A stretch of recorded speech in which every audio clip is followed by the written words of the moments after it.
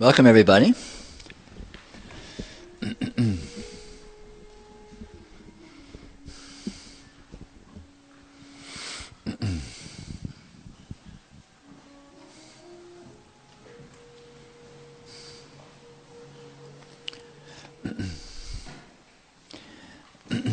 There is a power. There is a force. There is a profound motive that is in operation here, that is in action here, that is doing all this.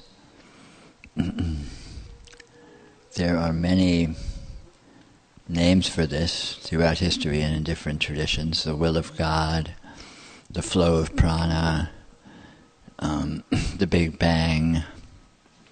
Thanks to George Lucas, we have the Force. In Kashmir Shaivism, we have Spanda, the primal urge, the primal divine creative force that is inherent in Shakti. Now, all these sound very grand and wonderful. But the important point, the interesting point, is that what all of these terms refer to is most intimate. It is happening right here. It is what is doing your every action. It is doing everything in your experience. It is doing the world. It is doing your thoughts. It is doing your metabolism. It is doing your evolution. It is doing your life. It will do your death. It is doing all of this spontaneously and inherently. My favorite term for this is one that I coined or stole from somebody, I don't know which is, I call it the inherent intelligence. There is an intelligence, a functional structurality, a structural functionality, that's better, that is actually built into everything, that everything is made of. It's what constitutes the laws of physics. It's why atoms work the way they do so perfectly, why chemistry works, why metabolism works, why DNA works, why consciousness works, why experience works, why astrophysics works, why the stars and the galaxies behave as they do. This astounding, inconceivable functionality. And this is not an abstract principle. It is absolutely right here, right now, completely present, completely accessible. In fact, you can't possibly not access it. You can't possibly turn it off. But noticing this puts a different slant on things, discovering that, in actual fact, we are not responsible. We are not doing our lives. Our lives are being done. Another word for this is the life force. This is a nice sort of a secular term, that kind of a squishy term, but it's apropos. It really talks about what this actually is. This life force that is responsible for your being, for your health, for the fact that you're here now. Everything. And this force it's like the backbone of the universe. It's like the central column, the central ray of reality itself, and it is profoundly creative and profoundly effective. And it is all actions, all events, all experiences are imbued with this creativity, with this profound and integral functionality. So in this is the sense in which there are no accidents. Everything that happens is a direct outgrowth of this ongoing functionality, of this incredible system that you consist of.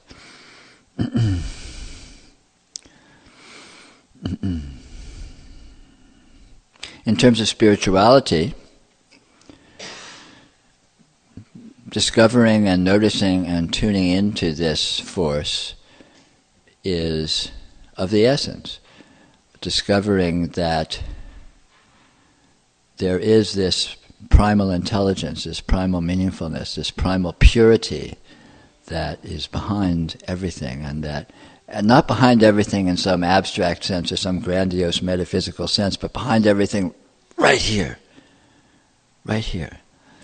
And this force, this Shakti, is absolutely sacred, absolutely primal, absolutely integral to the very, very core of being, the very core of things.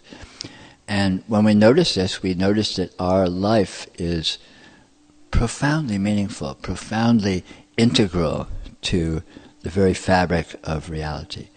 And our, so-called spiritual unfoldment or spiritual development is one with this primal creativity, this primal expansion of the meaningfulness of reality itself.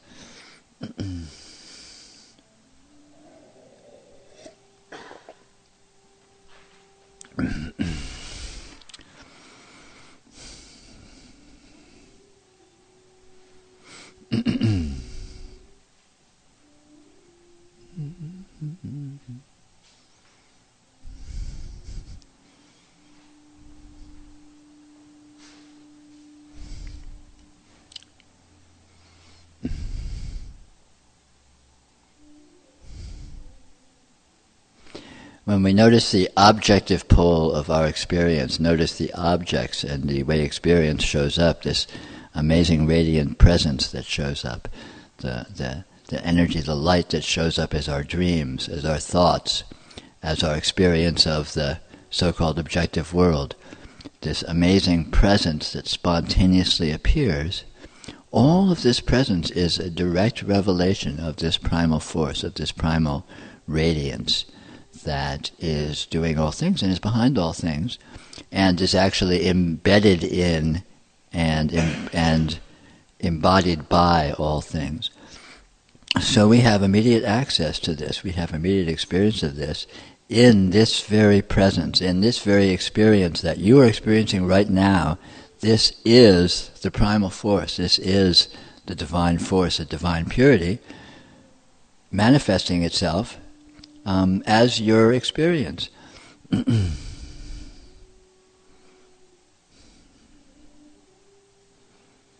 Kind of puts a different spin on things.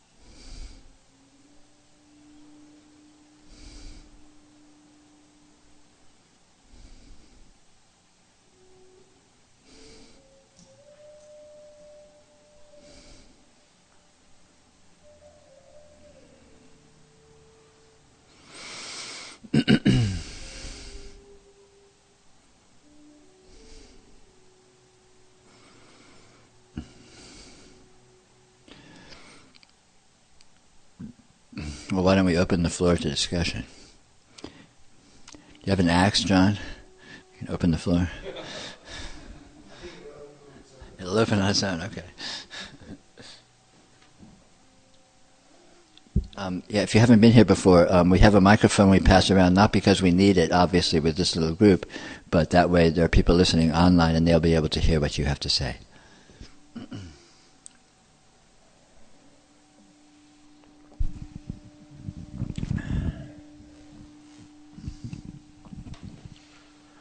Hi, is that working?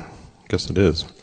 I had an unusual experience about a month ago. I was trying to remember the name of this philosopher that I hadn't really read, but a friend of mine used to talk about him occasionally, and his name wouldn't come to mind. And I thought a couple times it didn't come. Then maybe I forgot about that. Then a couple of weeks later, I happened to reach for a book that was on a windowsill, and I wasn't thinking about the unknown philosopher there, but I picked that book up upside down and opened it upside down and put my finger on a paragraph, and that was the paragraph was a description of who that philosopher was, and his name and everything. And then he also kind of reminded me, from what I knew about him, which is a little bit of some of the same work that you do. And it was Alfred Korzybski, general semantics guy, and he talks a fair amount about how we can't really use words to talk about what's going on because they are just not big enough to cover it, sort of thing. So anyway, that's kind of a strange how all that came about. Could you comment on all of that, please? Well, first of all, I recommend the work of Alfred Korzybski to anyone who's interested in pursuing it. He founded a study of thought at an institute called the Institute of General Semantics, right. Mm-hmm. which is basically studying the relationship between semantic systems, especially language, and reality itself, i.e., that there isn't much, and which I personally, of course, am very interested in. But in terms of your synchronicity, everything that happens is an aspect of the functioning of this system. Even just looking at it materialistically, it's an aspect of the functioning of the universe. So, since it is the functioning of one system, there's no reason to be surprised that it should be interconnected, and there's no reason to be surprised that the level of interconnection can possibly be extremely profound. So, and as I was talking about in my opening remarks, all of this functionality, all of this expression, this incredible system that we know through our experience is the functioning of this primal intelligence, this primal interconnectedness, this primal meaningfulness that is inherent in this system. So certainly everything is profoundly interconnected, profoundly meaningful. Yeah, thank you. It was surprising. I'd never done that sort of thing before with the... Never? Not really, at least certainly not any. If I had, it wasn't successful, so I didn't remember it. Maybe, but like just reaching like that to a paragraph that was exactly what the information I was seeking. Mm-hmm. But a lot of things in that ballpark certainly seem to be happening a lot more now. Think of somebody and the phone rings and it's them, or think about them when they walk down the street. As we say in the trade, that's very auspicious. Yeah, good. Glad to hear it. Thanks, Peter.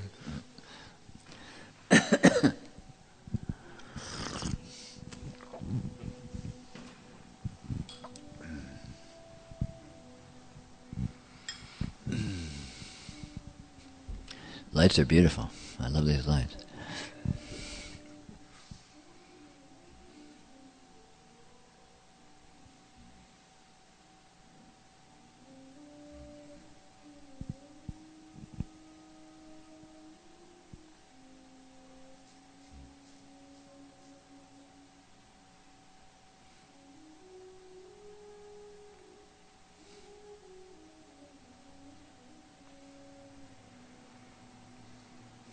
Oh, I forgot one of the better historical terms for this primal force is Om, of course.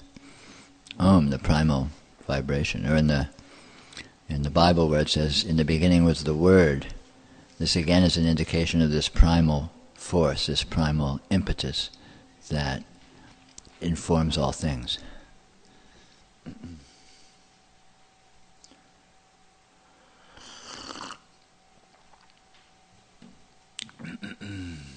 Herb Cain used to call it the dial tone of the universe.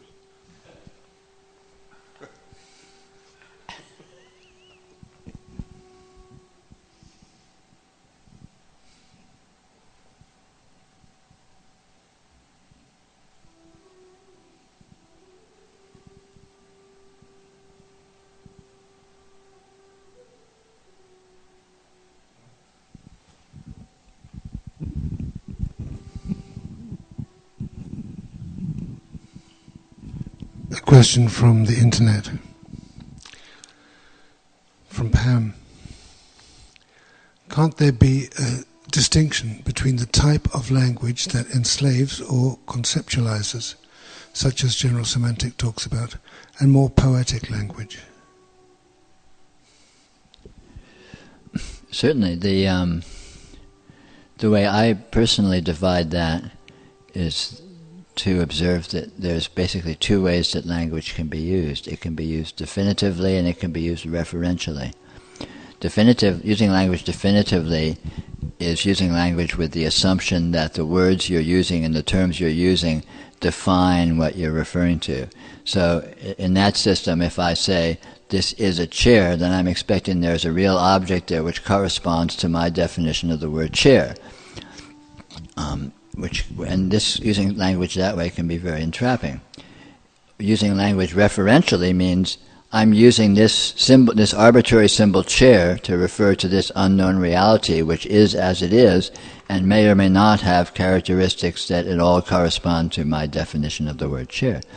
So I'm not using language to delimit the world or to explain the world, simply to refer to it and let it be as it is, and perhaps include manifest qualities which are completely beyond the definitions of the terms I'm using to refer to it. So, in short, using language referentially is not entrapping. Using language definitively is liable to give you headaches in the long run.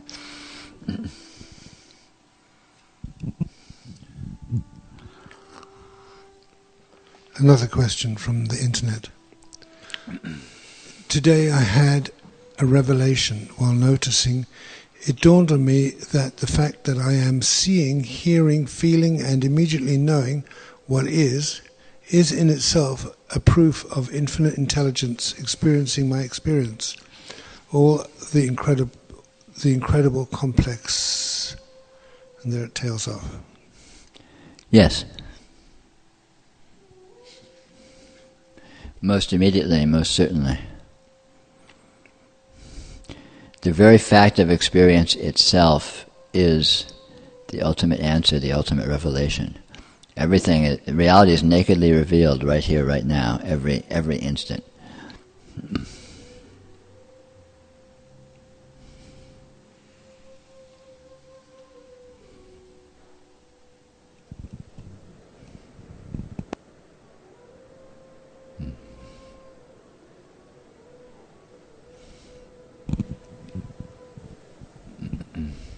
All of these questions asked so far remind me of Sri Aurobindo referring to the psychic center, especially your non-referential pointing. I don't know if you're familiar with Sri Aurobindo's, when he referenced to the psychic being, the psychic center, and he said that's and the mother, both.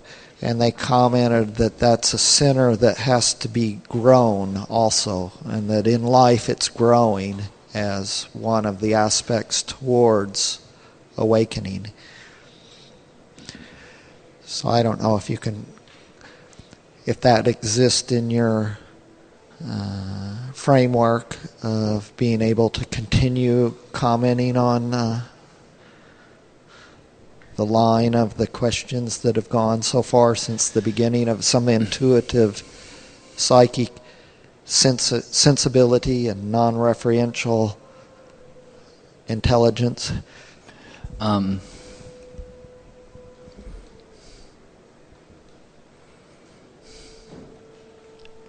don't know Sri Aurobindo's specific teaching, so I can't talk about that. As I said, all functionality embodies a profound intelligence inherently, and this shows up in a spectrum of qualities, let's say, or you could say of densities of energy, or degrees of fineness, or sensory experience, mental experience, more subtle psychic experience, and all these various sorts of things. And we all have aspects of this experience within our own experience that we can look at and explore and verify for ourselves. This functionality is inherent in what is, in what you are, and yet as it moves into maturity, it spontaneously flowers, it spontaneously becomes more integrated, more functional, more obvious as a present reality.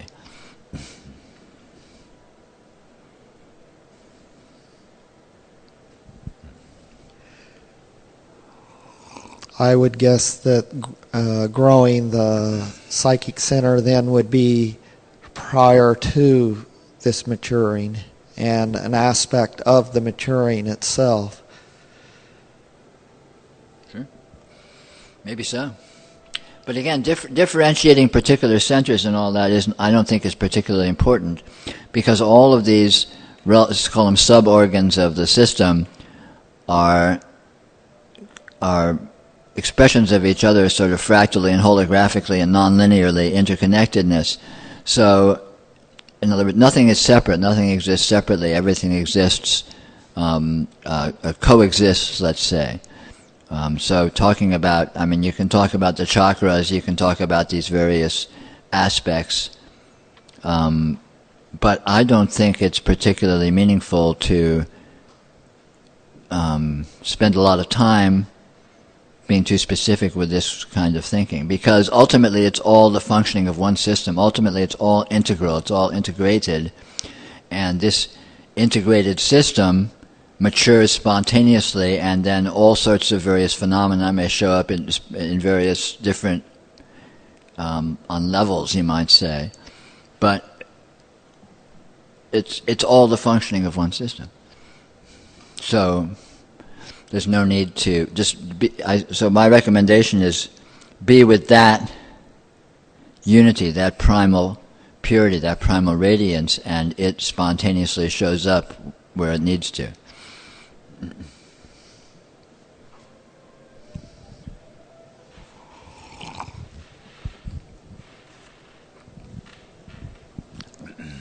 Peter, I was thinking about waking up this morning and feeling my sense of individual self come up, and I immediately felt uncomfortable.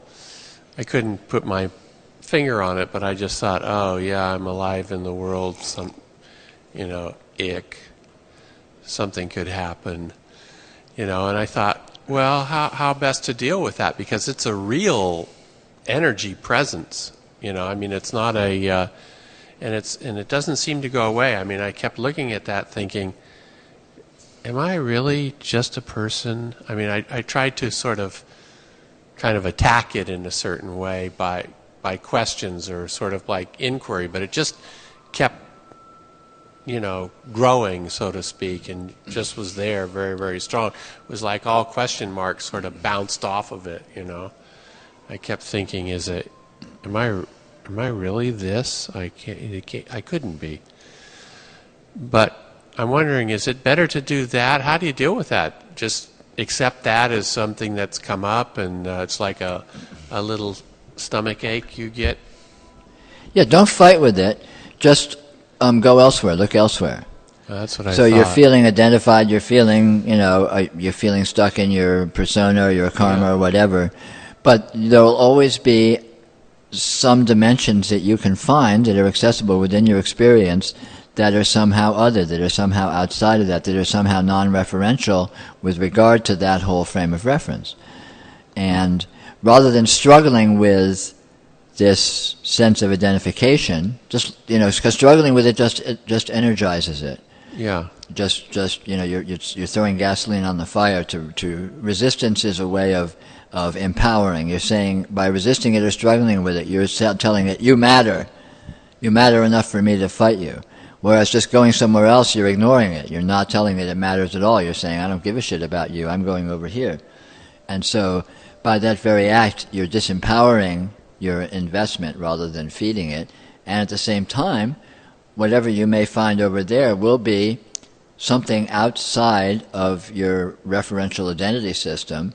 And yet, if it's in your experience, you're there. So right. in that instance, you are outside of your own identity.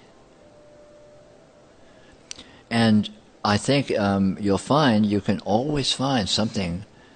To say something is a vast understatement, but you can always find at least something within your experience that is just too far out, too outside of your identified worldview to be related to it.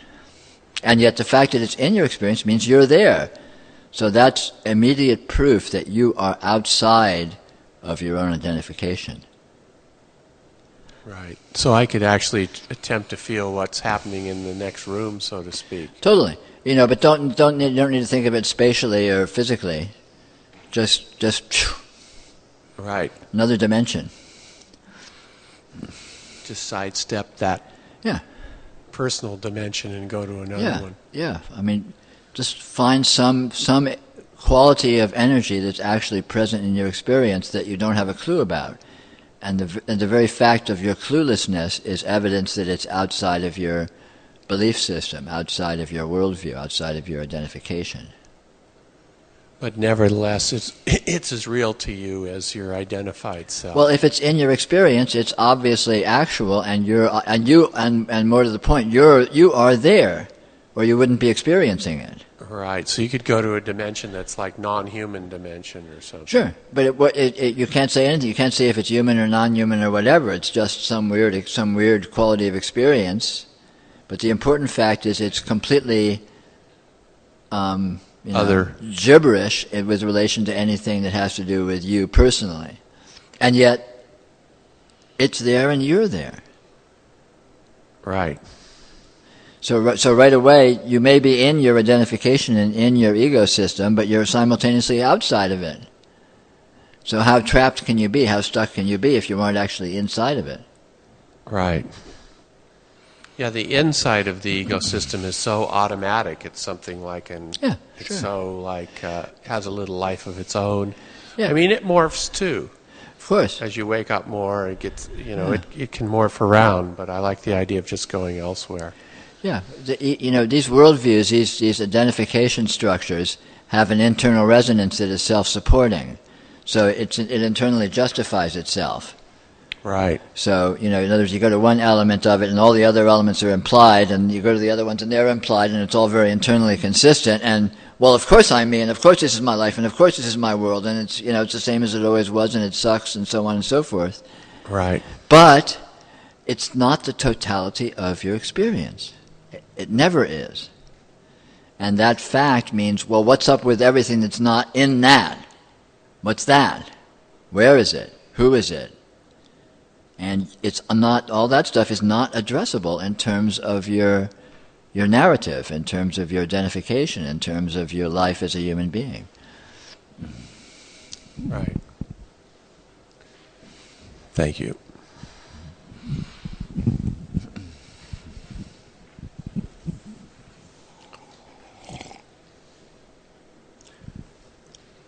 I'm not sure I know how to ask this question, but I'm going to take a stab at it.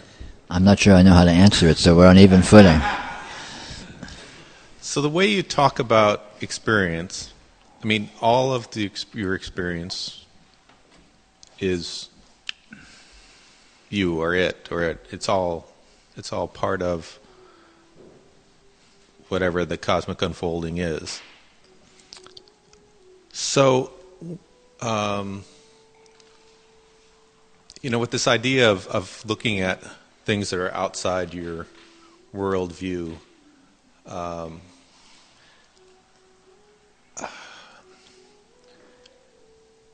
well, one of the things that I'm experiencing is trying to,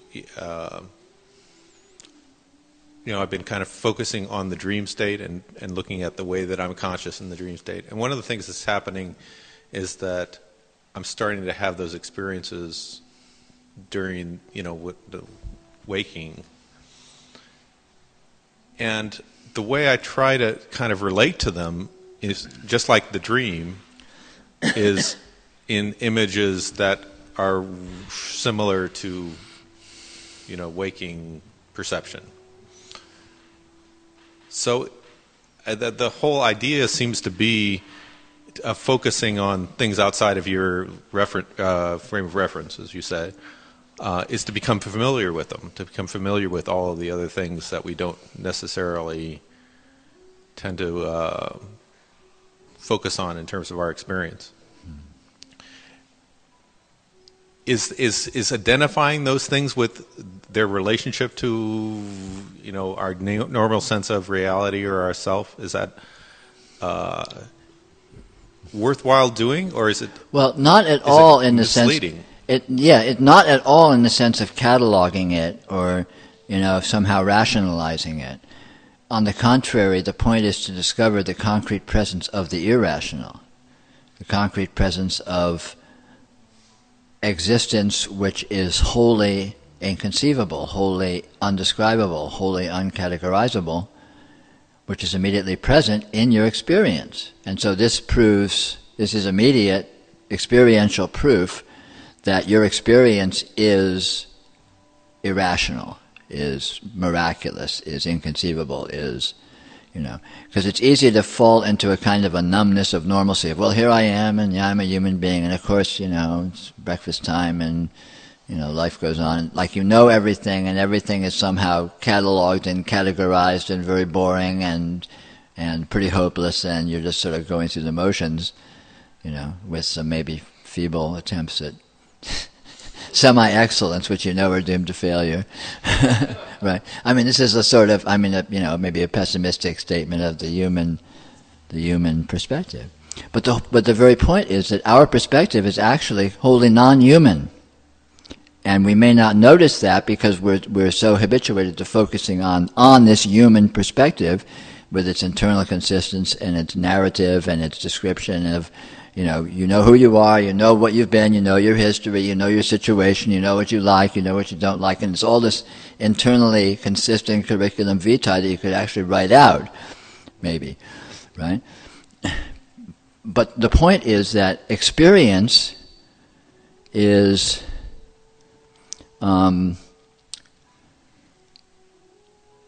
realizably other than that. Experience is irrational, experience is strange, experience is multidimensional, experience is inconceivable, experience is spontaneous, experience is very strange. And if we go to, when I say go to, I mean sort of metaphorically, whatever that means, go to these portions of our experience that are beyond the pale, where we don't know what's going on, The experience is happening, but I don't know what it is. It's just, weird. And be there with that. Let it show you what it is and sort of familiarize, and rather than categorizing it or establishing some relationship between that framework, that non-framework and your habitual framework, just be there and feel its own inherent logic, even if it's an illogical logic or an irrational logic. And when you come back to your normal experience, lo and behold, you can discover that your normal experience is that too. The normalcy of your normal experience is a lie. Your normal experience is inherently irrational, inherently miraculous, inherently very strange, but typically we've numbed ourselves with normalcy, with this lie, this assertion of normalcy, that we don't notice the spontaneity and the strangeness and the multidimensionality of our so-called normal experience. And so this is a technique to remind ourselves of what experience really is by being with it more nakedly outside of conceptual contexts, outside of a worldview. And the fact is that we all have vast, call them areas of experience that are in fact completely irrational, completely outside of the context of our human worldview. And by exploring these areas, again, not to categorize them, but just to discover that, wow, this too is, we are getting a more unbiased, a more raw, a more direct noticing of what experience inherently is, that we may be numbed to by our habituation to our human perspective and our human worldview and our narrative descriptions, our rationalization of everything. Everything is fundamentally irrational. Everything is fundamentally irrational. Okay? Nothing makes sense. Metabolism is not rational. Even thought isn't rational. The rational mind doesn't make thought. The irrational mind generates thought, and then thought has an internal pretense of rationality that sort of skims like a veneer over this primal urge of what, And so the point is to get back in touch with this primal life force that is wholly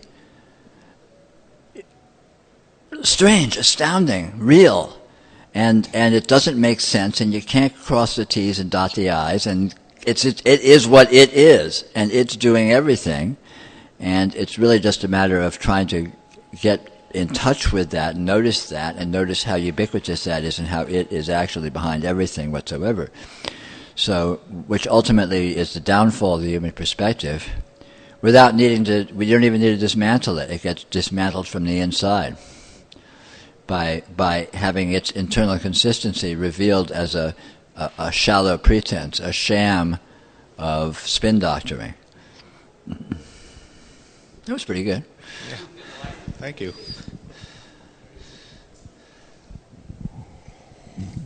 So I have another question. I was reading a book that had a lot of yoga practices it was talking about, and I thought, oh no, 25 years ago I was into yoga, I had some energy then, but I don't have any for it right now in a certain way.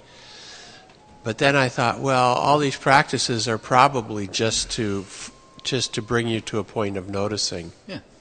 I mean, that's what they're for, basically, correct? Yeah, all yoga practices and techniques are introductory practices. There's only one genuine yoga, which is the engagement of experience with itself. All right. That's exactly. the raw, that's the deepest, that's the most profound yoga. That's lucky. Yeah, it's Raja Yoga, Jnana Yoga, Kundalini Yoga. All these are words for this fundamental, just natural engaging of experiencing with itself. All right. Okay. Because which is the primal activity. Fundamentally, what's happening here is this miraculous experiencing engaging itself. Experiencing is experiencing experience. Right. That's what's happening here. And being with our experience on that primal level is very simple, direct, obvious, and the individuality is taken out of the equation. Agendas are taken out of the equation.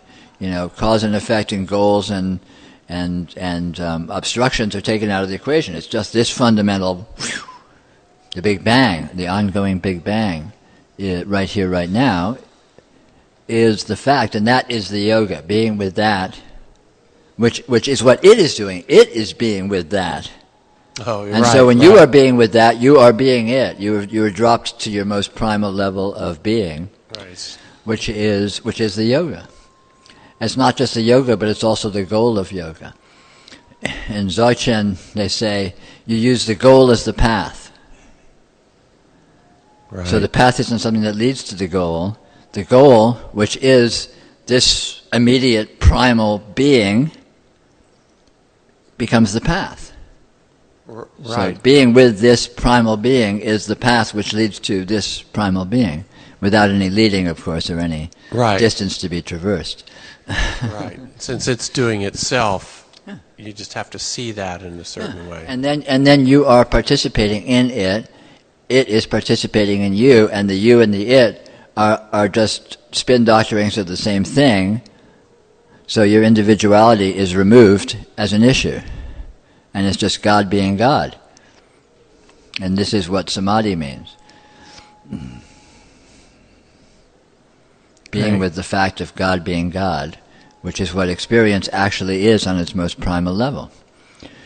And it's that on any level. We complicate it by just spin doctoring it and defining it as other than that. No, it's me, it's my experience, and I'm thinking, and I'm, wanting this, and bullshit, When you look closely at wantings and thinkings and all this stuff, it's all this spontaneous arising. It's all just this miraculous apparition of very strange energies and very strange consciousness, doing itself.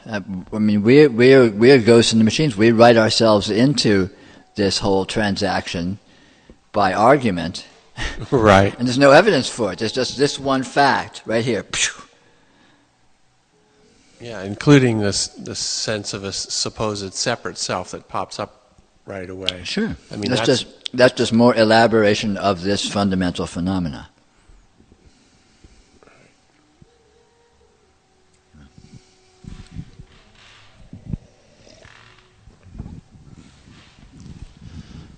Peter, one more question from the internet.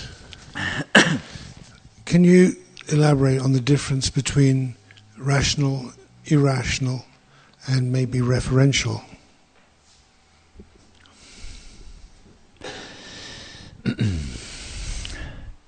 Yeah, sure. Irrational basically means undescribable. It means illogical. It means something that exists in itself and doesn't conform to any particular logical system other than any that might inhere in what it is. And rational means it makes sense. It's logical. It follows some kinds of laws or rules of some kind of a logic.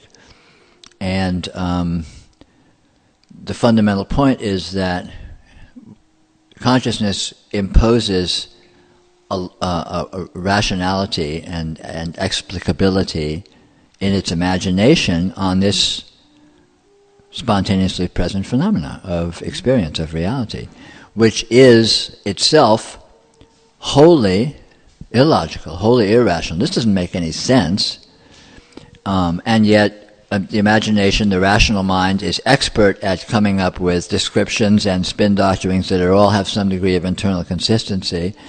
So you can use argument and say, because this, then this, and all this kind of logical structures, where in actuality the raw phenomena is indescribable and unanalyzable as in terms of its workings, in terms of what it is, why it is, how it is, and so on. And we can experience this fact very directly. Of course we do, and we're terrified of it. Or I should say the conscious mind, the rational mind, is terrified of the irrational, and so we have the division between conscious and unconscious and all this stuff, and the shadow, the so-called shadow in psychology, and all these other various dreads, fear of death, fear of the boogeyman, all these, fear of failure, whatever, or all of which are basically the confrontation between this struggling rationality, which is trying to keep a hold of making sense of the universe, making sense of reality, and the naked fact of that this is completely out of control, except for its own inherent nature. It's in control of itself, and it makes absolutely no sense in any way that is describable. And referentiality is just a way of talking about how symbols can refer to things or not, and it's not particularly important. Thank you.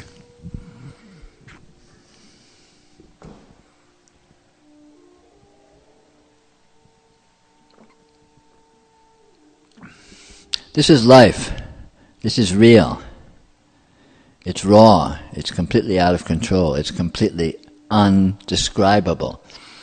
And resting in that raw, primal fact, this raw, primal presence, is resting in your true being.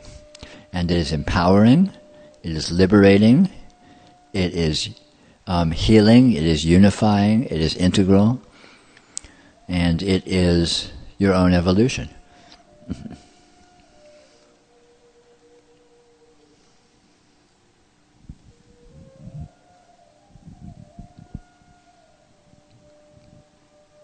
Does this music make any sense? But it's beautiful, no? It's like life. Does it make any sense?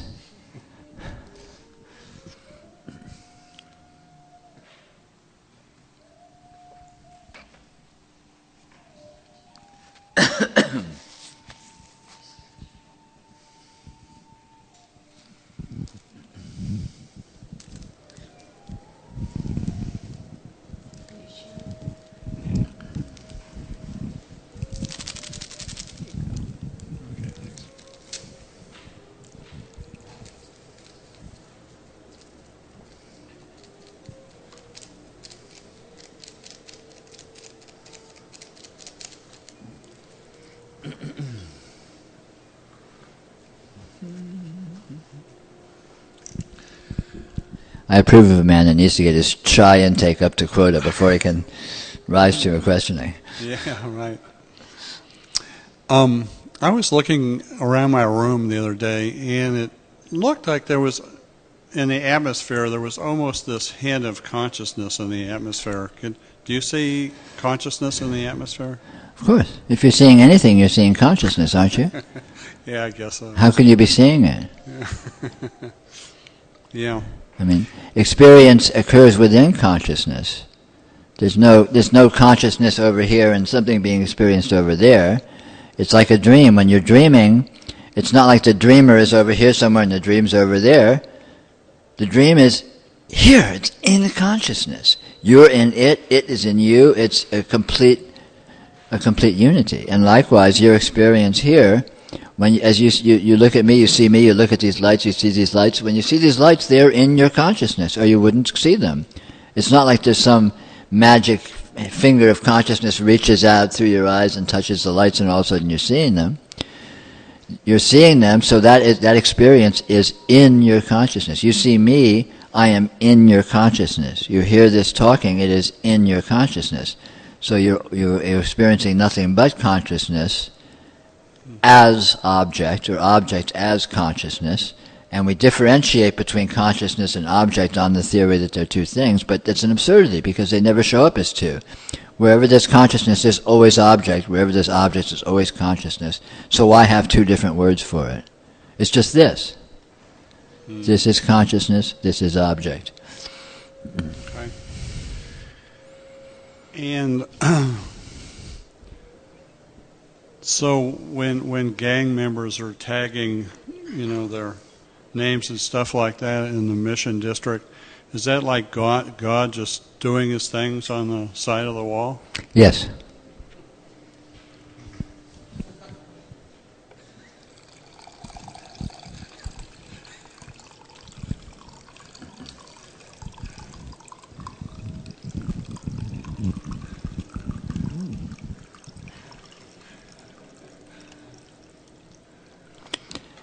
God does everything, and nothing is being done.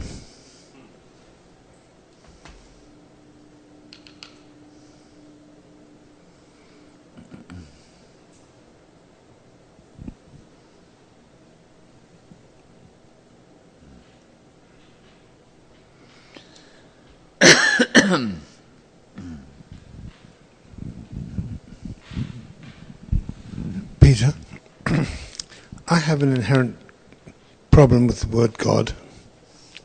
I know. And there are times when you use other words to describe the same thing. What is it that changes to require or get you to change the word to God? Nothing. It's arbitrary. It's I use completely these different words to show that they're equivalent. Again, this is a clear example of using words definitionally as opposed to referentially. If I'm referring to as this, and if I call it God, then God means this. If I call it Dharmakaya, it means this. If I call it the Big Bang, it means this. So all these words are just synonyms, and therefore the word God has no meaning whatsoever except with regards to what it's referring to. The fact that you're bothered by it means you're relating to a definition of it. I have baggage with the word God. Right, and that baggage is inherently entrapping, potentially. Not in your case, of course. But. Well, I mean, I know what you're talking about, and I still feel this emotional hit on the back of my head. Well, it's good shock therapy, Yeah. I mean, it's easy to hold spirituality with your pet theory. It's easy to psychologize it, and you talk about, your emotions and opening your heart and whatever, or opening to your consciousness or integrating. Or it's easy to, religiousize it and talk about God and talk about Shakti and talk about, divine blessings and all of this. But they're referring to the same thing. Get over it. It's not this or that, it's this. Okay? And psychology is about this. Religion is about this. Science is about this. They're all about the same thing. And the fact that they use different conceptual paradigms to refer to it is lunacy. It's gibberish. It's absurd. When science talks about the Big Bang and a Christian mystic talks about the will of God, they're talking about exactly the same fucking thing. So get over it, So don't get hung up on the way they're putting it, or you're just going to be out there shooting an Uzi at someone else because they're using a different word than you are, like 90% of humanity's doing at the moment. Well, actually, most of the shooting's about money these days, but the pretense is that it's about philosophy. Can you get me an Uzi? I know a guy who knows a guy. We'll talk.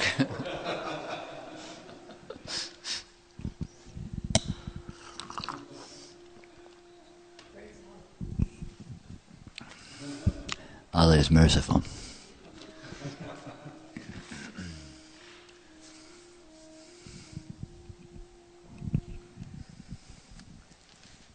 Well, again, this reminds me of the play of opposites. So you seem to really like to put it all in that side where it's all just this and it's all, all the discernments are the same thing, and I see the value of that. But at some point it exhausts itself, and then it's a call for, or it's actually a overflow. It overflows into then making those specifics, and each specific actually isn't like the other. There's a little nuance or something, to borrow a word, that is a little different, and that's why there is a different word. So my constant kind of suffering in life is trying to resolve and create a new mind that can hold that expands itself to the right use of pairs of opposites.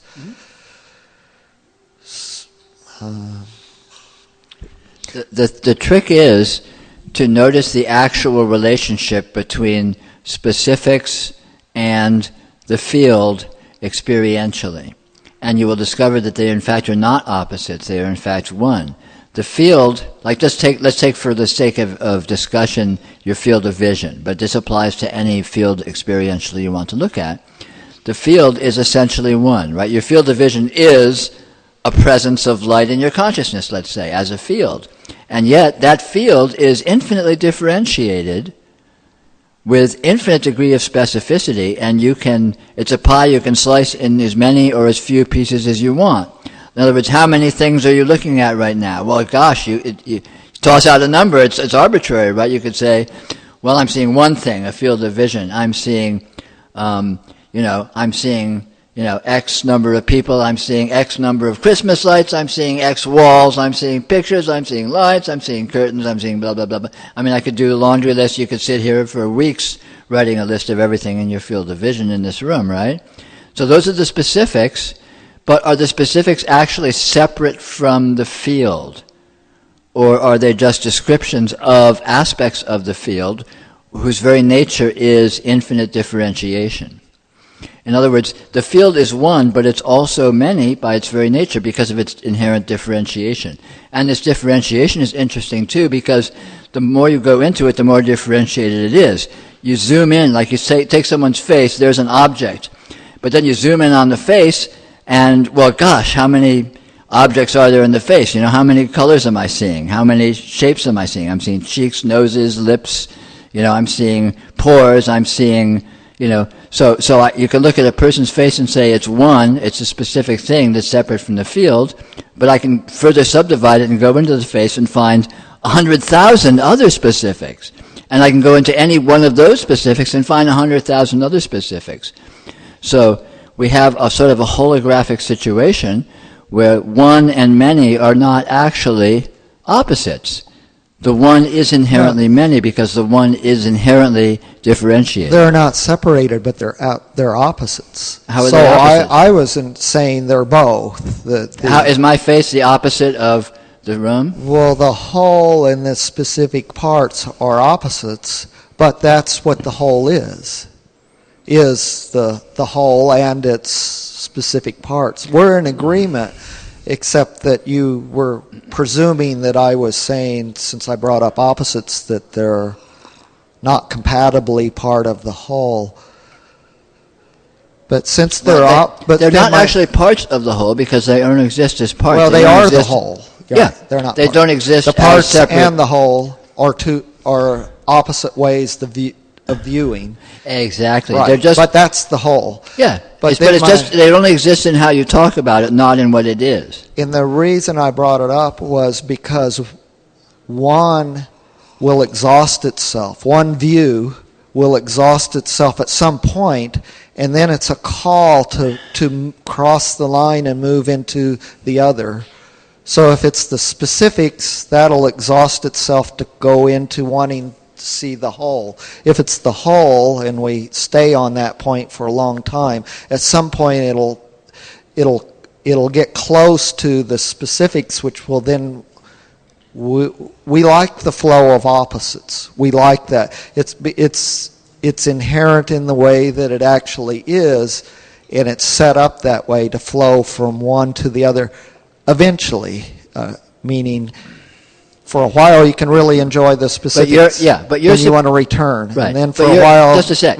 you want to just a sec. You're supposing that when you're in one, you're not in the other. When you're in the other, you're not in the one. I'm not supposing that. Well, then how can it flow from one to the other if you're in both all the time? Because when you're in one, you're paying more attention to it than the other. And that's what then calls attention eventually to move in the flow. And they are opposites. That's why attention is either seeing that holistic or in the specifics. And then back to holistic, the specifics. And this flow is appropriate. It's non-problematic. But generally we make it some kind of problem. Or we deny one, and like one more than the other, and then so then the story gets told with one more than the other, and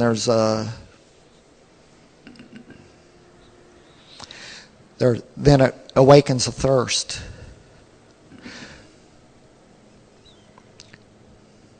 So even if I return to that original question I asked about the psychic center or something like that, your answer was to embrace the holistic whole of all of the totality of all of my experience, and that will naturally mature and create something.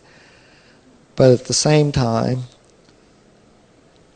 there's a very specific center that seems to be growing as I listen to you that's other than, it's more specific that it grows that gets me in contact with everything you point at. It has a precedence over the others, even though the holistic is still there. And somehow I need to hear both always. The flow between those two. The holistic was the right answer, but then after some point I long for that specific. And if it was stayed on the specific, I would some point would want to return to the holistic. That's why I go to multiple teachings, because they're different style, which different thirst.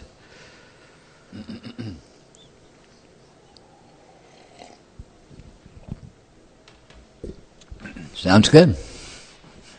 Somehow I feel that has something to do with the future, and somehow a thirst is in us. But if that's not workable, just forget it. I didn't know it would be. I just didn't give it a chance. I really enjoyed just exactly the way you do it. I didn't hear it. I have a question from the internet again. If consciousness is all there is and complete, why is liberation needed? Well, first of all, I don't say consciousness is all there is, but let's just say what all that there is, let's call it consciousness. It is complete, but it can misunderstand itself. And liberation consists of remedying that misunderstanding so it can come to understand itself.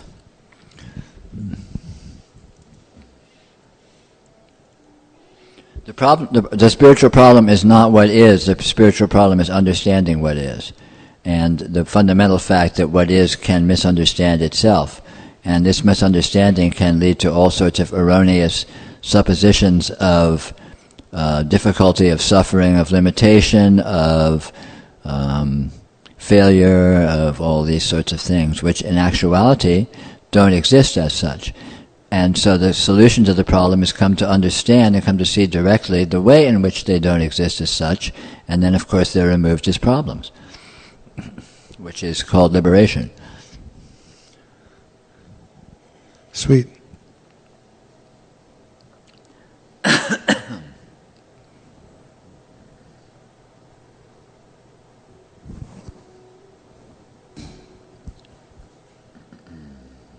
The questioner says thank you.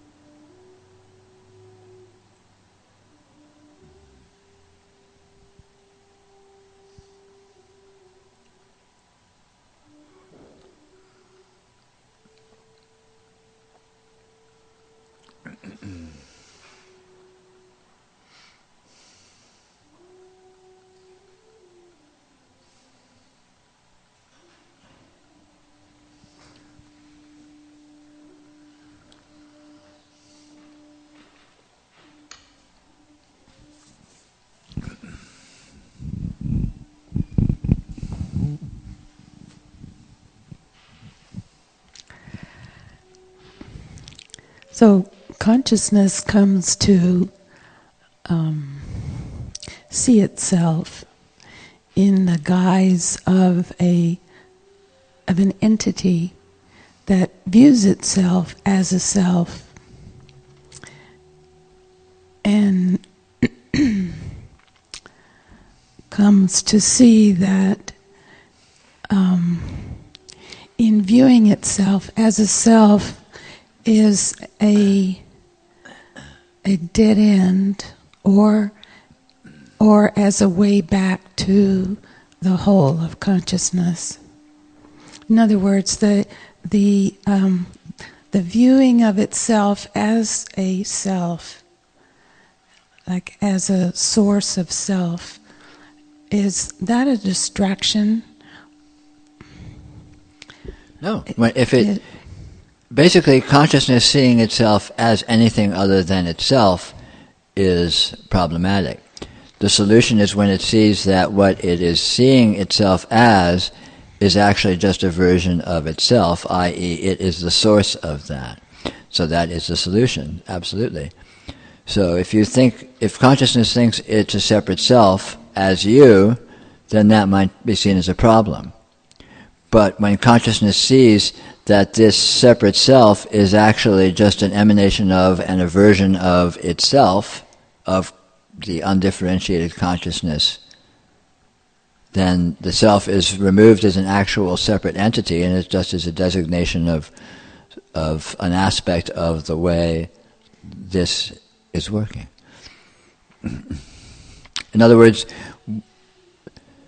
differentiation is not a problem unless it's seen to be separation. When you see that the differentiation is actually, I'm not putting this very clearly, when you see that differentiation is just designations of a continuity, of an integrity, then it's not a problem. In other words, the wave is one with the ocean. There's no separation there. If the wave thought it was separate from the ocean, it might see this as a problem and try and find its way back to the ocean, which would be pretty silly since it is the ocean. And we have a similar situation if we interpret our consciousness as separate, as a separate personality or a separate entity, we are like a wave trying to find its way back to the ocean. And the solution, of course, is to see that the wave never left the ocean, so there's no problem there. And in actual fact, our personal consciousness is the universal consciousness, so there's no separation there. And seeing this, discovering this, removes that as an issue, removes it as a problem, removes it as a source of potential frustration and suffering. To actually experience the seeing of that. Yeah, have to experience it.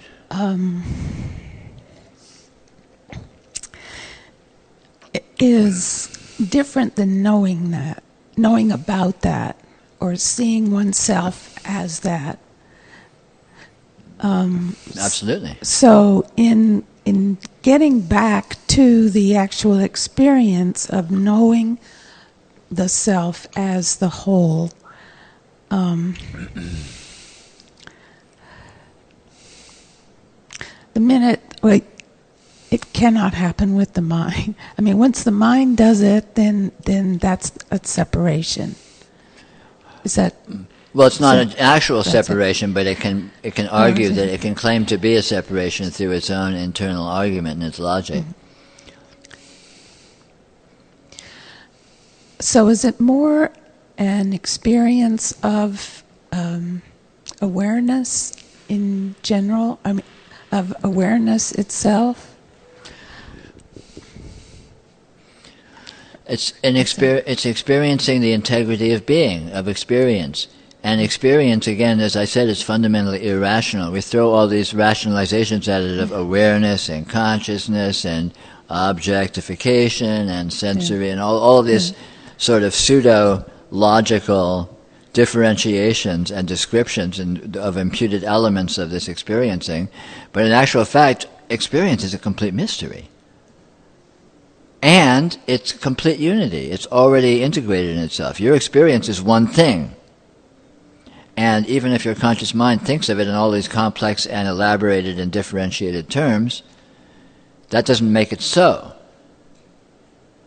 You can say an elephant has trunks and ears and legs and a tail and side and, 100 other organs, and it's still just one thing. It's one damn elephant. Just because you're throwing all these words at it, you haven't sliced it up into pieces. Likewise, your experience is one thing. It's right here. It's not in pieces. And so the conscious mind comes along and throws all these separate words, and just because you're using separate words doesn't mean they're separate things. I mean, this is the fallacy of rationality, the fallacy of logic. The fallacy of using words definitively instead of referentially.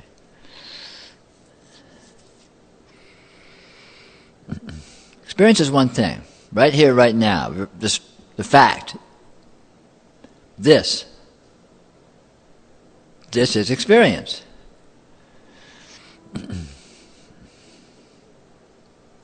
How many parts does it have?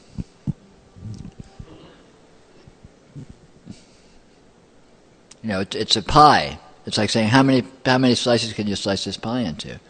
As many or as few as you want. It's still a damn pie. It's a whole pie. Experience is this. It's here. It's the given. You can slice it into as many pieces as you want. It's still just this. And when you slice it into pieces using words, you aren't actually slicing it into pieces, are you? It's still just here. You haven't actually cut anything off and pulled it over here. I can say there's you and the room, but I can't take you and somehow lift you out of the experience of the room and have the room be here in experience and you be somewhere else in experience separated. Can't be done. I can't separate you from I can't say the vision of you and the vision of my field of vision and somehow lift you out of my field of vision and be seeing you over here and be seeing my field of vision here. So when I say you versus everything else in my field of vision, that's verbal only. There's no actual separation there. I close my eyes and you disappear just as instantly as everything else disappears. So you, as a visual experience, you are one, wholly integral with my field of vision. And so you as a differentiated entity within my field of vision exists only nominally, only as a word, only as a description, not as an actual separation.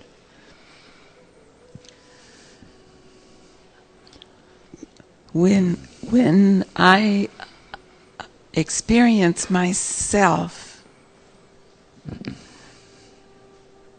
I can see that as being part of everything, or I can see it as a self which seems separate. The looking, the looking of experience of a self.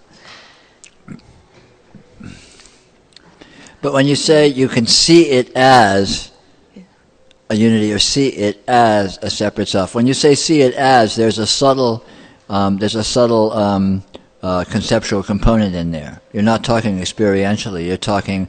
There's a subtle analysis, even if it's unconscious, even if it's not acknowledged. So when you see your experience non-conceptually, i.e., without any differentiation, that seeing is the experience. And the experience can't be separate from itself. Your experience can't split itself into two. It can't be done. And the actual seeing is this seeing. You're seeing your field of vision. You're not seeing you're seeing your field of vision. You're seeing it. This is light. You're seeing it. It's real. It's really happening, right? Is there any separation there? Is it a self or a not self? It's just a field of light. Right? Right here. What does it mean to say self or not self? I mean, as a words. Well, and for that to be meaningful, you have to be buying into some definition of those words. What does that definition have to do with this field of light that's present as your field of vision? It's only created when I think it. I mean, exactly. That's the only time. Yeah, so it's conceptual. It's i.e. an idea, i.e. a fantasy. That's all it is. Yeah. So the self, the separate self, is a fantasy. It's an idea. And there's lots of ideas, Pooh Bear is an idea, pink elephants are an idea, liberty for all and equality is an idea, But this is real. This isn't an idea. This is really happening. Okay? And this is most decidedly not an idea. And as a presence, it is a field.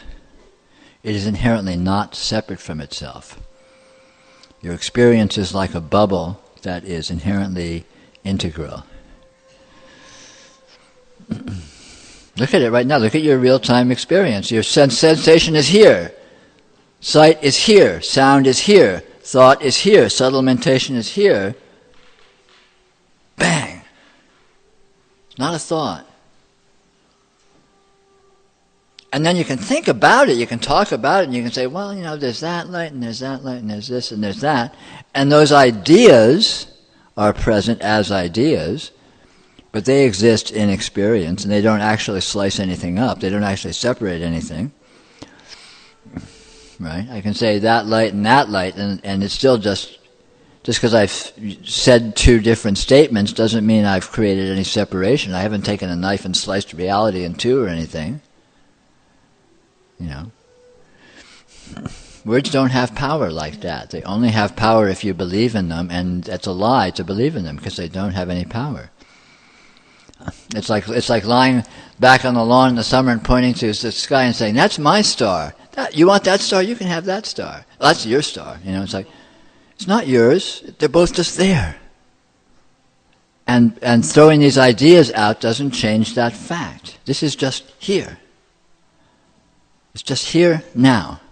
This. And it doesn't have dividing lines. It doesn't have seams. You can't pull it in two. And you can pretend that you can, and you can imagine you can with all these fancy verbalizations, but they don't do shit. They're not effective. They're fantasies.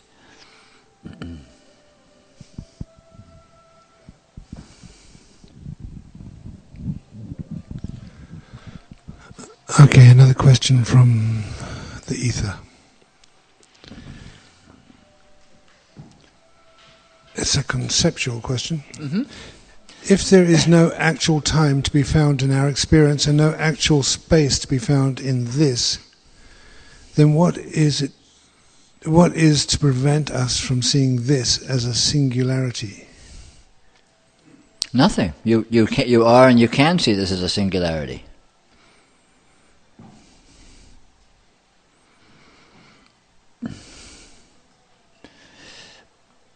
I say go for it. Actually, his question is cut off because he goes beyond the word length, but what he says is, then what is to prevent us from seeing this as a singularity having never left its something? Yeah, it is a singularity that has never left itself. It is itself in itself for all eternity, so to speak, poetically speaking.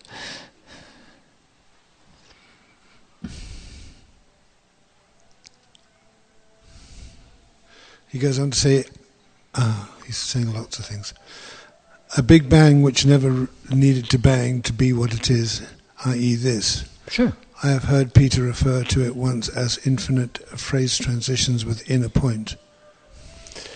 Its original state, i.e. big bang which never needed to bang to be what... Oh, the same thing again. Okay. Yeah. Sure, dude. I'm there.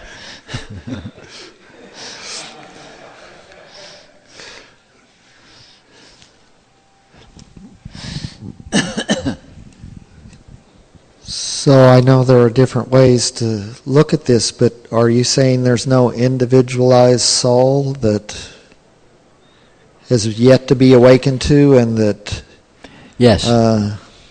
You're saying that does not exist? That Yes. Peter doesn't have an individualized soul, that when his body falls away, that there still wouldn't be some creation there, just like the body was created. Peter's body is not a tree, it was created specifically, that body. Peter is an expression of the infinite being, and when Peter dies, infinite being does not die. And Peter does not exist separate from infinite being, alone. Infinite being alone exists. Right, I didn't say separate, but couldn't they coexist? Doesn't Since it's one, there's no them to coexist. This is infinite that being. unity creates diversity, Sure. obviously. There's Chair, there's Peter. Sure. So There's unity. I don't understand that, I didn't create the chair and I didn't create the body, but that unity did. So why would I presume that just when the body and the mind and the emotions fall away, that this was all there is to dissolve? There may be an individualized soul that is yet to be realized, and maybe that doesn't dissolve in with the same laws that the body, mind, and emotions do. Maybe it persists until I do realize it, and then it's a willful offering back into that unity. That's like a whole nother system, and it's just really, it's like in my intuitive gut feeling, I believe in both of these. It's like, and no one can ever talk me out of it. And sometimes if I talk myself out of it, it still will come back that there's something else to be discovered here that is individualized, that is totally beyond what I think myself to be, and that is me, but in a way I can't even imagine. And yet there is the totality. I'm with you, except that you're supposing the totality is somehow different than this infinite you that you have yet to even imagine, and I'm saying they're the same. Well, they can be the same and different at the same time. Okay, because well, one is big. If they're the same and different, then that's cool. One is big and one is individual, meaning that you would have a soul, I would have a soul, Irma would have a soul, and that those would be individually created by that infinite totality, because it creates. And it didn't ask me if I like this or what do you think about the plan or and if I decide for or if I decide against that, that still doesn't mean that that's just true.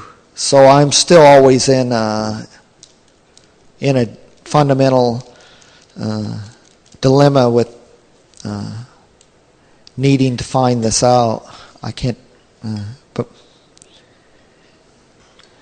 Well, one day, once you've realized the inconceivable soul, and here's this inconceivable soul, and here's the absolute, then you can worry about or figure out or get it resolved if they're the same or different.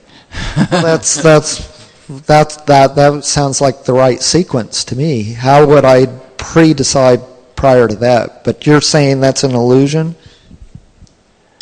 I'm saying you can discover what that is whenever you do, and when you discover what it is, you will discover the absolute, and the absolute is absolutely absolute and inclusive and includes all being, and you are that. And you ultimately discover that when you do.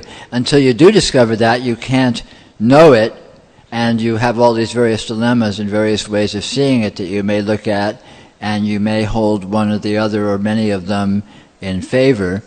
But when you see what you are, what this is, directly and experientially, all these questions will be answered. And that happens when it happens, and it might happen in 1 second, or it might happen in a million lifetimes. So could I ask one last question? Sure, please. Do you believe that there's different schools that actually do believe in these, that there's individualized soul, and then of course there are other schools that say there isn't? Do you believe that are there schools existing like that, past ancient literature, or is this just something I'm making up? Well, I don't know. There's lots of philosophies and religions, and a lot of them include notions of individual soul.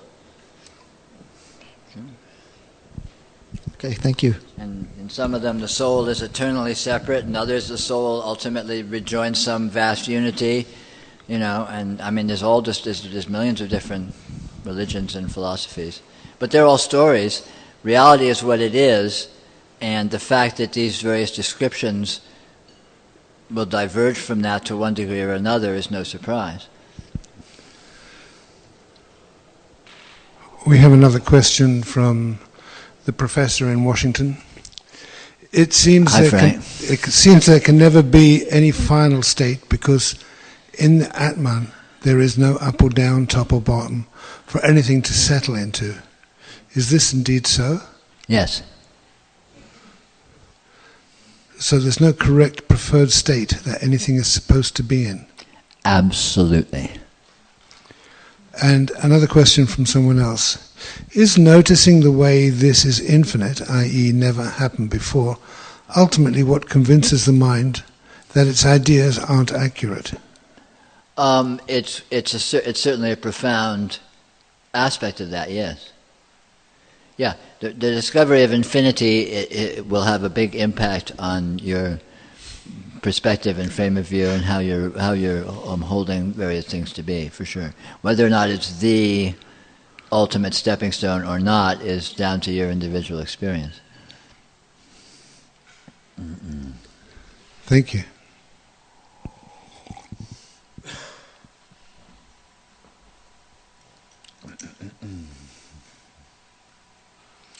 And we have about 4 more minutes, so if anyone has something that's been on their mind that or that they're feeling that hasn't been brought up yet and they would like to hear it brought into the open, feel free.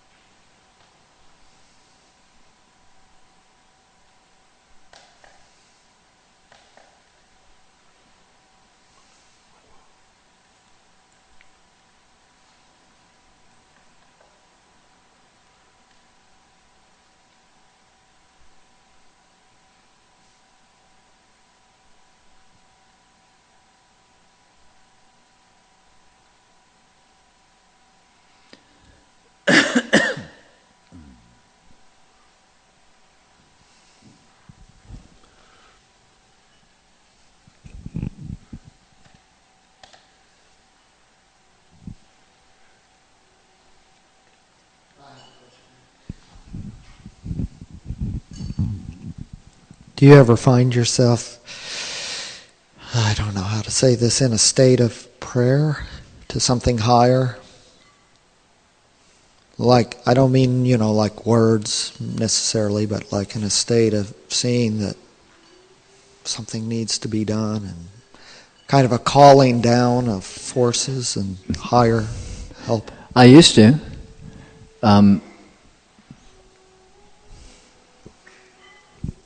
Do you think that that's a good thing, that has completely vanished out of consciousness and people just think it's nonsense now in this scientific time? Well, it's a naive expression of the quest for discovery of what we are, of what this is. But as we get closer to discovering what this is, and we discover that we are what this is, then it's not a matter of there being anything higher or anything lower. It's a matter of the inherent communion and the inherent revelation that this consists of, and participating in that flow, which we call the flow of time, which is actually this flow of ongoing revelation of the infinite. And that is its prayer to itself, but calling it a prayer in the sense of a lower, somehow relating to a higher, is naive. It's a laudable naivete. It's an expression of altruism, but ultimately that is replaced by, you might say, gnosis, or a knowing of this sacredness, of this unity, which we are. Well, thank you all very much for coming, and have a lovely 2 weeks.